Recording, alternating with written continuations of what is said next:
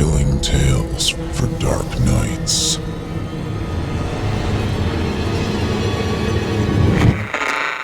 Want to make sure you never miss a Chilling Tales for Dark Nights video again? Be sure to subscribe and hit that bell to turn on notifications.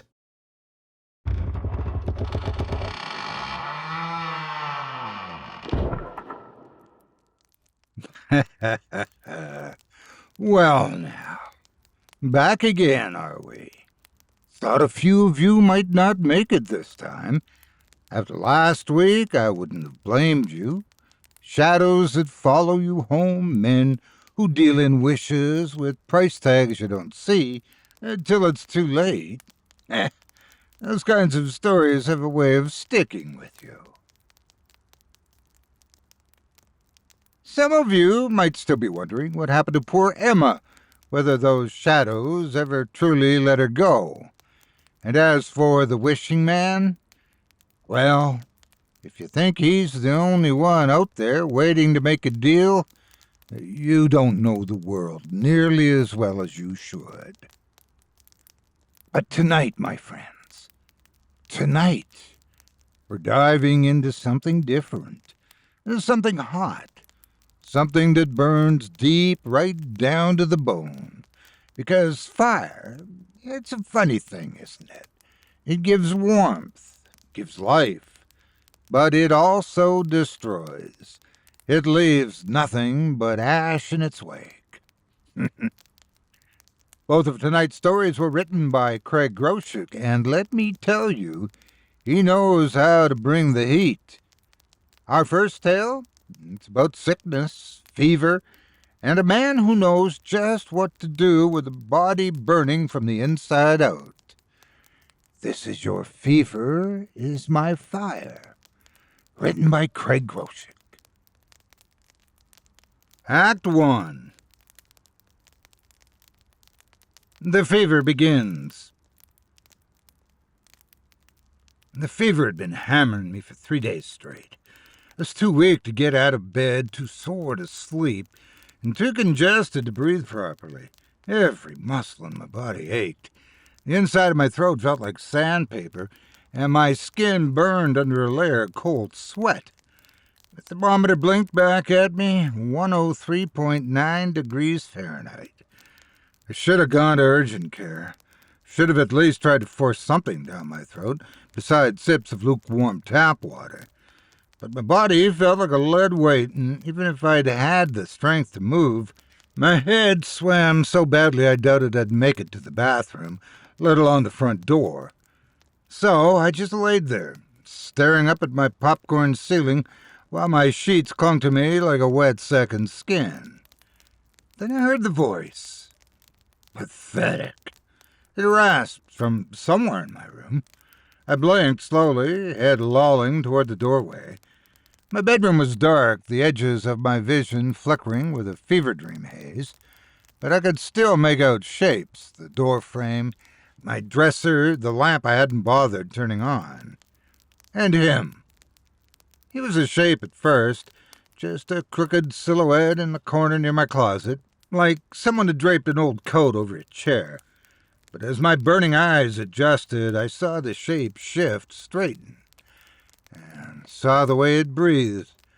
An old man stood there, hunched but solid, with papery skin and deep-set eyes aglowed with something off. His head was bald, save for a few wisps of brittle gray hair, and he smelled like something medicinal, something stale, like an old camphor rub left out too long in the sun. I tried to lift my head, but it was too heavy. Who? Wake, he muttered, shuffling toward the foot of my bed. His voice was low, but each word was sharp, cracking like burnt wood. People used to fight through sickness, push through it, but you just lay there, letting it waste you away. I swallowed, or at least I tried to. My throat was so dry, it felt like I was choking. My whole body pulsed with heat, waves of fever rolling through me, making the air swim. A fever dream. It had to be a fever dream. But when I blinked, he was closer. He leaned against the bedpost now, bony fingers curled over the frame. His nails were yellow, cracked like old parchment. This is a good one, you know, he rasped. A good fever. I've waited a long time for one like this. My skin pricked, but it wasn't just from the fever. There was something wrong with the way he stood there, too real for a hallucination, too sharp against the blur of my vision. I forced my lips to move, barely managing to croak. "What are you?" The old man's mouth curled into something like a grin. "Someone who knows how to use the fire," he said. "And you're wasting it." I tried to move, to push myself up, but my body refused to obey. "Don't bother," he said, waving a hand. "You're too weak to fight it. Not yet, anyway." He took another step forward, the air shimmering slightly around him, like heat rising off asphalt. His voice dropped to a whisper. "But you could be so much stronger if you let the fire burn hotter." I wanted to tell him to go to hell, but my head lolled to the side, my vision dimming. The last thing I saw before everything went black was the old man watching me, his body standing straighter, his skin looking a little less wrinkled, and the faintest scent of burning wood in the air. Act 2. Fever Dreams and Firelight. Darkness swallowed me whole. I wasn't sure how long I drifted in. Minutes, hours, days. Time felt thin, stretched out like melted wax. My body floated somewhere beneath me, but I couldn't reach it. I was nothing but heat and exhaustion, drifting through the fever's grip. And then the dream started.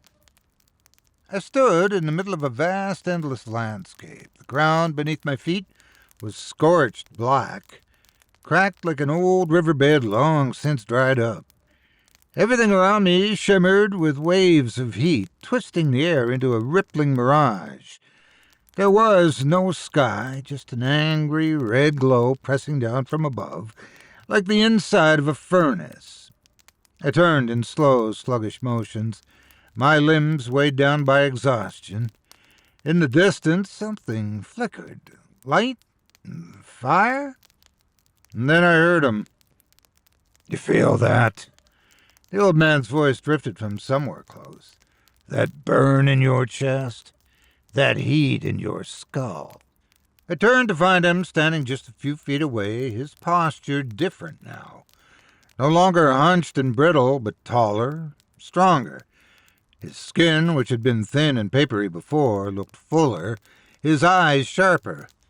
He was still old, but less old, his frame straighter, his hands steadier. "You're burning well now," he said, stepping closer, "not wasting it like before." I took a step back, but my feet barely moved, sinking slightly into the scorched earth. "Where am I?" My voice sounded weak, brittle. "Somewhere between here and there." The old man gestured vaguely to the horizon, where streaks of molten orange pulsed like veins in the cracked ground. "This is what the fever sees." I shook my head, or at least I thought I did. My thoughts were thick, sluggish. "This is just a dream," I whispered. "A fever dream." The old man's smile stretched wide, revealing teeth too white, too straight. "Maybe," he said. "Maybe not." The ground beneath my feet shifted. The heat intensified. The air shimmered, bending as flames curled up from the cracks, licking hungrily at my legs. I staggered back. "Stop!" The flames didn't touch me, but they surrounded me, slithering toward me like eager hands. Sweat poured down my face, dripping into my eyes, but I couldn't blink it away. The old man stepped closer, completely unfazed by the fire.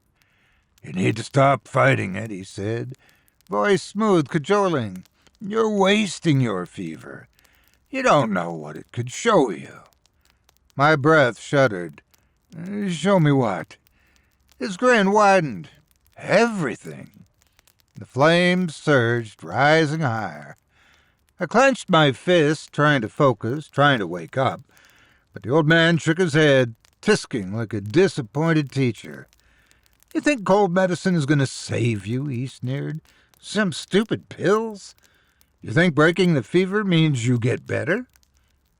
He leaned in, close enough that I could smell his breath, hot and dry, like something burning from the inside out. "You don't get better," he whispered. "You get through." I wanted to scream, to claw my way back to reality, but my body refused to listen.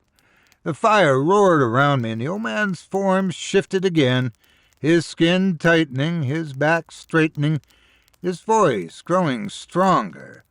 And just before the flames swallowed me whole, I saw his eyes, not old and roomy anymore, but bright, sharp, and hungry. Act 3. Burn brighter, burn hotter.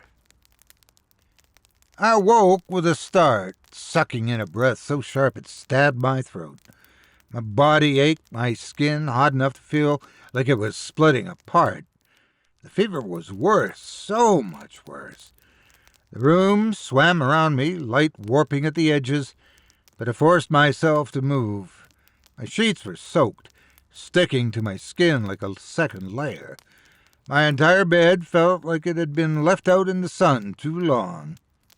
I turned my head and froze. The old man was sitting in the chair by my bed. Not slumped, not frail. Stronger, straighter, healthier. He was different now. No longer some brittle husk of a man, but something fuller. His cheeks weren't hollow anymore.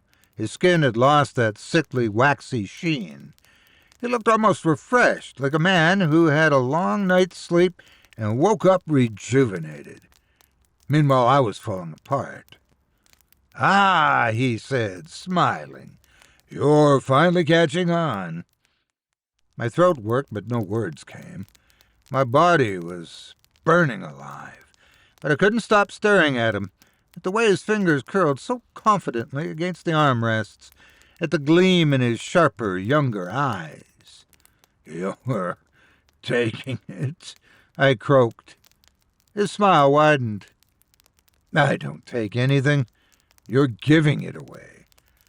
I shuddered, trying to sit up, but my arms trembled under my weight. The fever was eating me alive. I had to get help. Had to do something. I lurched toward my nightstand, fumbling for my phone, but my fingers barely worked, clumsy and weak. The screen blurred my vision. I squinted at the time. 3:12 a.m. Hadn't I checked it earlier? Or was it the night before? How long I had been out? A chuckle from the chair.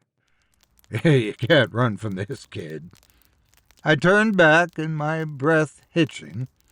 He was standing now, looming at the foot of my bed. His posture was completely different. No more hunch, no more frail wobbling. His arms were lean, his voice firm, his whole body radiating strength. And me? I felt like I was withering. "I don't." My words caught in my throat, my dry throat. "I don't want this." He scoffed. "You think breaking the fever means you win?" No. He stepped closer, shaking his head. "You haven't earned it yet." The air around me wavered, heat curling in the corners of my vision. My whole body clenched, muscles locking up in waves of agony. "Let it burn," he said. "No," I gasped. He crouched beside my bed, close enough that I could see new color in his cheeks, new strength in his fingers as they curled against the sheets. "If you stop now," he murmured, voice almost gentle, "all of this suffering will be for nothing." The words twisted inside my fevered brain. I felt them crawl through me, pushing into my ribs, my spine, my skull. Nothing. I was nothing. I had wasted everything. I could barely think, barely breathe, No. I clenched my hands into weak fists, forcing my sluggish mind to push back. He smiled at me like a disappointed father watching a child refuse to swim. "You don't get it," he said. "You were supposed to go further. You were supposed to burn hotter." His eyes glowed, actually glowed, flickering like embers. "Guess I'll just have to help you." And then the room caught fire. Act 4. Breaking the cycle. The fire roared to life around me. Not normal fire. This wasn't something I could put out with a blanket or a glass of water. The walls shimmered, warped, their edges curling inward like paper held too close to a match. The air thickened with heat pressing down on me, smothering me. But nothing burned. Not my bed, not the chair, not the old man. Just me. The fever surged, burning brighter, hotter, devouring me from the inside out. I could feel it licking up my veins, boiling the blood behind my eyes. My skin crawled, like something underneath was cracking open. "Stop!" I rasped, voice barely there. The old man shook his head, smiling. He wasn't old anymore. His skin was smooth, his back straight, his body thrumming with energy he siphoned from me. The brittle husk I'd first seen was gone, and in his place stood something renewed, something alive, something that shouldn't be. "You're almost there," he said, "just a little longer." No, I had to stop this. I had to break this. My sluggish mind grasped for anything, some way out. Cold. That's what they always said, right? Break a fever with cold, drown it, snuff it out. I forced my body to move. It felt like peeling myself from tar, but I rolled out of bed, hitting the floor in a tangle of burning limbs. My head spun, my vision blackened at the edges, but I crawled, using what little strength I had left to drag myself toward the bathroom. The old man sighed behind me. "Fighting it won't help." I ignored him, gripping the doorframe and hauling myself up. My legs screamed in protest, but I stumbled forward, arms flailing for balance. The tub. I needed the tub. My hands fumbled with the faucet. The old pipes groaned, and for a second I thought nothing would happen. But then a rush of icy water blasted from the spout, filling the basin. A sharp chill snapped through my fever-ridden body, like a distant memory of something real, something before all this madness. The old man's reflection rippled in the mirror behind me, his expression twisting. "Don't do that." His voice wasn't mocking anymore. I didn't hesitate. I threw myself into the freezing water. A shock of cold punched through me, the fever screeching as it collided with ice. My body convulsed, lungs seizing, but I forced myself to stay in the cold, until I felt something snap inside me, like a rubber band stretched too far and finally giving away. A scream ripped through the apartment. Not mine. The old man howled, his voice cracking, splitting apart as his reflection in the mirror blackened, curling at the edges like paper turning to ash. His body, no longer solid, no longer strong, withered, his skin, fresh, it was shriveling, his frame collapsing in on itself. "No!" His voice disintegrated, swallowed by the sound of rushing water. And then he was gone. The heat snapped out of the air, vanishing so suddenly that it felt like I'd been dropped into the dead of winter. My fever was gone. My body, though weak and trembling, was mine again. I sank into the cold, my breath hitching in relief. It was over.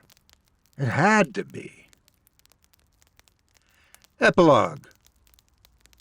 Lingering heat. The next morning, I stood in front of the mirror studying myself. My skin was still pale, my limbs still ached, but the fever, the burning, that was gone. I was okay. I turned to leave the bathroom, but before I stepped out, something flickered in the mirror's corner. I froze. There, just for a second, I swore I saw him. Not as he had been before, but something worse. Charred and blackened, his form barely holding together, his face twisting in silent rage. And then it was gone. I stood there, heart hammering, waiting. The air was cool, the walls were still, the fever was broken. But as I stepped into the hallway, I swore I could still smell the faintest hint of burning wood, and somewhere in the back of my mind, I knew. Next time I got sick, he'd be waiting. And that, my friends, was Your Fever Is My Fire, written by Groshek. Hey, feeling a little warm after that one? Maybe checking your forehead. Well, you should, because that fever might get you not just to be a sickness, it might be something else, something hungry. You ever notice how some folks seem to recover from illness too well? Like they wake up fresh as a daisy while everyone else gets weaker? Maybe they just had a strong immune system. Or maybe they had help. But let's leave that simmering in the back of our minds. Because our next tale, it's about a kind of a fire, the kind that leaves scars, the kind that never really goes out. Some places burn and stay burned. Others, well, they hold on to something. Something that lingers long after the last ember dies. This is We Broke into Newbridge, written by Groshek. Act 1. The Dare. I still remember the way the ruins looked that night. Jagged, blackened stone silhouetted against the moon, like a broken row of teeth. Even now, over 50 years later, I can still smell the ash, feel the rough edges of the foundation beneath my fingers, hear the way the night swallowed every sound. We were 17, too stupid to be scared, too reckless to care. Newbridge Home for Wayward Boys had burned down nearly 2 decades earlier, in 1954. Back then, it was the kind of place they sent kids to that didn't fit in anywhere else. The orphans, the troubled, the ones with no family and no future. And then one night, the whole place went up in flames. The official story, a gas leak. The town whispered a different version. Some said one of the boys set the fire himself, trying to escape whatever horrors went on inside. Others swore the fire started on its own, that it was never meant to be a home, just a holding cell for something that should have been left alone. But no matter what version you believed, the ending was the same. The fire raged for hours, and no one made it out. After that, people stayed the hell away. Or at least, most people did. I was there because of Richie. Richie had the worst ideas, and Tom and I had the worst habit of going along with him. That night we'd been drinking cheap beer by the train tracks, half watching the cars roll by, when he brought it up. "We should go to Newbridge," he said, grinning. Tom snorted. "To do what? Stand around and look at the pile of bricks?" Richie shook his head, swigging his beer. "No, man, we spend the night. See if it's really haunted." I should have said no. I should have told them both to go to hell and gone home. But I was 17, and the idea of backing out in front of my friends was worse than the idea of spending a few hours in some crumbling ruins. So I shrugged. Why not? Richie whooped, clapping me on the back. Tom groaned, but he wasn't going to be the one to check it out. And just like that, we were going. We hopped the fence around 11 p.m., our flashlights cutting through the dark. Up close, the ruins were bigger than I expected. The main structure long since collapsed, but the outer walls were still standing, like a skeleton picked clean. Richie led the way, climbing over broken bricks and dodging rusted beams. "I don't get why people are so scared of this place," he said. "It's just a bunch of rocks." But it wasn't just a bunch of rocks. Something felt wrong. Not in the way horror movies tell you, where you feel like something's watching you. No, it was worse. It felt like something had been here too long, like the air was thick with memory, like the fire had burned so hot and so fast that something had been seared into the bones of the place, unable to leave. But I didn't say that. Instead, I cracked open another beer and kept my mouth shut. Tom pointed to the far side of the ruins. "What's over there?" Beyond the rubble, a single doorframe still stood, the charred remnants of the staircase leading downward. "A basement, probably," Richie said. "A place like this would have had one." I shined my light toward the entrance. It didn't make sense. Everyone always said the fire had burned the whole place to the ground, nothing left standing, nothing left to salvage. So why did it look like there was something still down there? Richie grinned. "Guess we should check it out." Tom hesitated. "I don't know, man. Maybe it's not safe." Richie scoffed. "You don't honestly believe all those ghost stories, do you?" I didn't. But I also didn't like the way the basement door looked. I didn't like the way the darkness inside wasn't just shadows. It was thicker, deeper, like the light from my flashlight didn't quite reach. Richie turned back to us. "Come on, what's the worst that could happen?" We followed him down. And that was our first mistake. Act 2. The Descent. The stairs groaned under our weight, old wood sagging like it was ready to snap.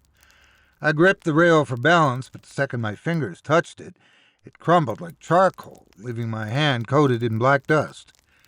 Richie laughed. "Better watch your step, Danny. Hate to lose you down there." I didn't laugh back. The deeper we went, the colder it got. The summer night outside had been humid and sticky, but the air down here was stale and untouched, like the fire had never reached this far, which again didn't make sense, because the basement shouldn't have been here at all. At the bottom of the steps we found ourselves in a long, narrow hallway. The walls were blackened, but not with fire damage, something else. The stone was too smooth, too dark, as if it had been soaked in something thick and heavy, and I didn't want to think about what. The worst part was the air. It was dead silent, no bugs, no wind, no sound at all, except our breathing, which felt too loud, too close, like the walls were pressing in to hear. Tom swallowed hard. "I don't like this." Richie rolled his eyes. "You never like anything." Still, he wasn't smiling anymore. I moved my flashlight across the hall. Doors lined either side, thick iron handles, rusted over, but the wood beneath was untouched, not burned, not warped, not even covered in dust. Like someone had been here, keeping it clean. I stepped closer to one, running my fingers over the surface. The wood was warm. And then something scratched from the other side. We froze. It wasn't loud, just a slow, deliberate scraping of nails dragging against wood, long and patient, like whatever was inside knew we were listening. Richie lifted his hand. "That's just rats." The scratching stopped. Then something tapped back. Tap, tap, tap, like a child knocking to be let out. Tom whispered, "The rats don't knock, Richie." For the first time, Richie looked unsure. We stood there, waiting, the silence fraying our nerves. Then something laughed. It sounded like a child giggling, and all the blood in my body turned ice cold. We need to go, I said. Richie hesitated. But what if? Now! I didn't wait for an argument. I turned and walked, pushing past them toward the stairs. My gut was screaming, "Leave! Leave! Leave!" I was 3 steps away when I realized something was wrong. The staircase. It was gone. I spun, shining my light up where it had been, where it should have been, but there was nothing. Just a wall of smooth, unbroken stone. Tom made a choked sound. "What the—" I threw myself against the wall, pounding my fists against it. Solid, cold, real. The way out was gone. The hallway stretched on forever, and the doors? One of them was opening. Act 3. The children in the dark. The door creaked open slowly, too slowly. The wood didn't scrape against the stone floor. It didn't groan on its hinges. It just opened, soundless, effortless, like something on the other side was pulling it, inviting us in. And then we saw it. The dormitory. The room was untouched by time. It should have been burned to nothing decades ago, but instead it was pristine. Bunk beds lined in neat rows, white sheets folded over thin mattresses, scuffed wooden floors, a single lantern flickering on the nightstand. It looked lived in, like someone had just left. Richie let out a nervous laugh. "I told you, this place isn't haunted. It's just some old fallout shelter or something." Tom shook his head, stepping forward, his flashlight sweeping over the beds. "No," he said, voice barely above a whisper. "This isn't right." Because it wasn't just the beds. There were shoes tucked under the bunk, small and worn, jackets hanging from the bedposts. The walls were lined with old wooden cubbies, each labeled with a name carved into the wood. I stepped closer. The names were familiar. Not from town or school, but from the newspaper clippings. From the list of children who had died in a fire. A bunk creaked behind us. Richie spun, nearly dropping his flashlight. "Did you hear?" Another creak. Tom's breathing turned shallow. "Danny." I turned. Sheets rustled. A bed in the farthest row, one we hadn't even noticed, dipped inward, like someone was sitting up. And then the whispering started. It rolled through the dormitory, dozens of soft voices, overlapping, murmuring, just on the edge of understanding. Not words. Names. Our names. A bunk groaned, the mattress shifting, and something moved in the corner of my eye. A small shape rising from the sheets. A boy, pale and thin, dressed in soot-streaked nightgown, hair singed at the ends. His head tilted in our direction, but his face was wrong. It wasn't burned or scarred. It was empty. Where his eyes and mouth should have been, there was nothing but a smooth, featureless indent. He twitched like a puppet with broken strings. And then he took a step forward. Richie broke first. He let out a choked yell and bolted for the doorway. Tom and I followed. We sprinted down the hall, feet pounding against stone, breath ripping from our throats, the whispering turning into a chorus of giggles, high-pitched and mocking. I didn't look back. I didn't need to. I could feel them coming after us. The air was colder now, the hall stretching longer, the doors we passed slamming shut one by one. Richie was ahead, reaching out, smacking his hands against the stairwell that should have been there. It wasn't. It was still just a wall. "No, no, no, no!" He clawed at it, his voice breaking. I turned, flashlight shaking in my hands. Tom was behind me, chest heaving, and then he stopped breathing. His face went slack, his arms hung at his sides. I whipped the flashlight back toward the hallway and saw 2 small, pale, bony hands gripping his ankles. Act 4. The escape. Tom wasn't screaming. He wasn't moving. His face had gone slack, eyes unfocused, as though his mind had already drifted somewhere else. His feet were still planted on the floor, but something small and pale gripped his ankles, dragging him inch by inch toward the dormitory door. I lunged forward and grabbed his wrist, pulling as hard as I could. For a moment I felt him resist. Then his head tilted back toward the darkness. A sound escaped his lips. Not a scream, not a gasp, but something else entirely. Something wrong. A laugh, high-pitched and hollow, like it had passed through too many throats before reaching his own. A moment later, I lost my grip. He was yanked backward, disappearing into the open doorway. The door slammed shut behind him, sealing so seamlessly that it looked like it had never been there in the first place. Richie stumbled back, eyes darting between the place where Tom had stood and the featureless wall in front of us. He turned in a slow circle, taking in the empty hall. "Where did he go?" His voice cracked. "Danny, did he... I ignored him and turned to face the wall that had been replacing the stairwell. It was impossible. The stones fitted together so tightly that not even a sliver of light passed through, but something wasn't right about it. It felt too smooth, too solid, as if the space beyond it had never existed at all. I pressed my palm against it, expecting rough stone, but the surface was strangely cool. Then it shifted. Not physically, there was no crack, no crumble of mortar, but for just a second I swore I saw through it, like it was no more real than a reflection in warped glass. Richie was still panicking, his hands running through his hair, his breaths coming too fast. "Danny, what do we do?" I ignored the question and focused on what I had just seen, or thought I had seen.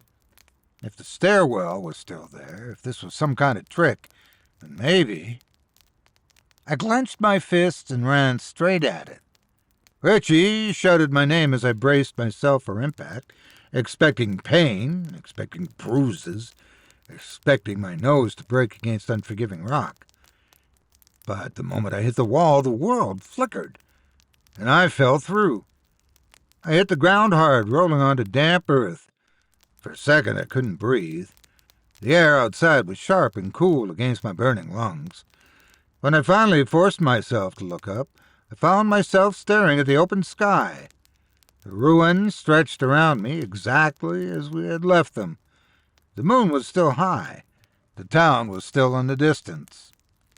I turned to see Richie crumpled on the ground a few feet away. He must have followed me through, though I had no memory of him grabbing me. We were outside. We were free. But Tom was gone. Richie sat up and stared at the ruins, his face pale. His lips parted, but no words came out. I didn't speak either. There's nothing to say. We stood up and left without looking back.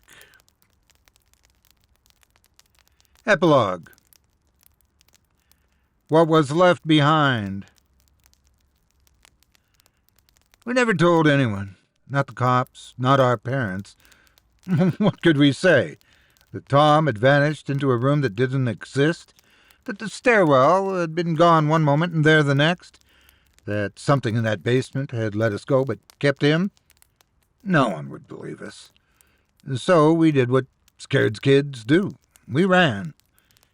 A week passed before people started asking questions. Tom's parents filed a missing persons report. The whole town turned out for the search.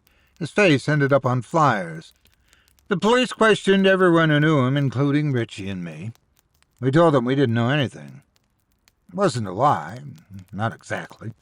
We had no idea where he was. We only knew where he wasn't. Not in town, not in the woods, not anywhere they thought to look. They scoured the ruins of Newbridge, but the only thing they found was a foundation of burnt-out bricks and old stone. No basement, no staircase, no way in. Richie and I never spoke about that night again, not to each other, not to anyone. We went on with our lives, finished high school, moved out of town. Decades passed. I settled somewhere new, started a career, built a family. But some nights, when I can't sleep, I hear things. the creak of old wooden beds shifting under weight, the sound of bare feet against stone, and sometimes, just before I drift off, I swear I hear my name. I tried not to think about Newbridge. I tried to convince myself it was all in my head. But a few days ago I saw a news article. They're redeveloping the ruins. Some local group is turning it into a historical landmark, a tribute to the boys who lived and died there. They don't know what's still down there. They don't know what happens when you open doors that were meant to stay closed. They don't know that, once the digging starts, they're going to hear laughter. And it won't be coming from above. It'll be coming from below. And that, my friends, was We Broke into Newbridge, written by Groshek. You know, some places shouldn't be disturbed. Some doors shouldn't be opened. And yet, folks never seem to learn.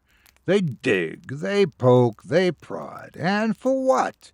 A story? A thrill? Proof that something was there? Well, Danny and Richie got their proof. And Tom?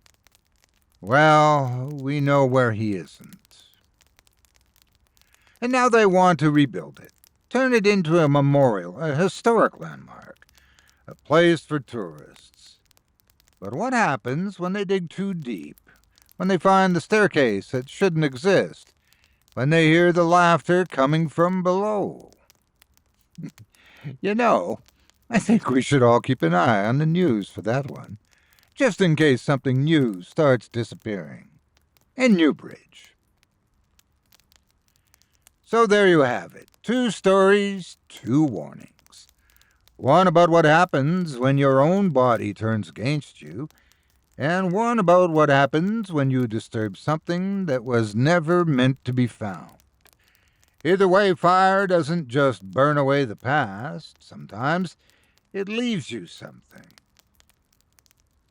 And now, as always, I leave it to you. Maybe these are just stories. Maybe they're just old legends passed down and twisted over time. But then again, maybe some stories are warnings, and maybe, just maybe, those warnings are real. Chilling tales